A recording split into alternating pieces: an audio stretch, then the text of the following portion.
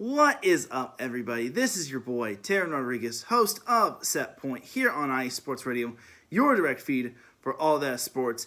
Event number 4 has concluded in the NVA as day 3 did not disappoint. We started out the day with a 5-set win as Southern Exposure defeated the Utah Stingers. Also, we had Team Freedom locking up a share of the National Coastal Division with a 3-set win over the Colorado Kraken.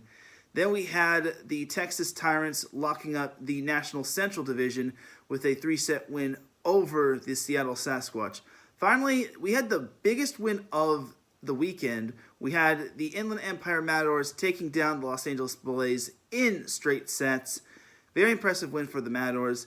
As for the entire conferences, in the American Conference, the Ramblers are pretty much the number 1 seed. The Las Vegas Ramblers have locked up the number 1 seed. They will be representing as the top seed in the American Conference.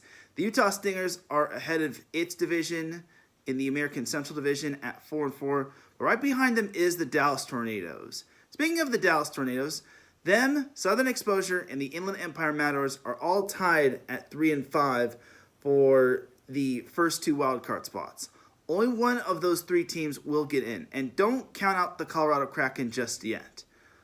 Also, in the National Conference, Team Freedom is veering toward locking up the top spot as they are a perfect 8-0, while the Texas Tyrants have their division on lock. They've locked up the division. They are 7-1. Don't count the Orange County Stunners just yet. They did clinch a playoff berth this past weekend as they are 6-2, and they'll look to try to knock off the Freedom. Then we have the Los Angeles Blaze, who missed out on a chance of making the playoffs. They are chilling at 3-5. They still control their playoff destiny, but for the most part, as long as they just show up and as long as the Seattle Sasquatch and the Chicago Untouchables don't catch fire, they should be in good shape of making the playoffs. That's it for your playoff update and your NVA update. I'll see you tomorrow.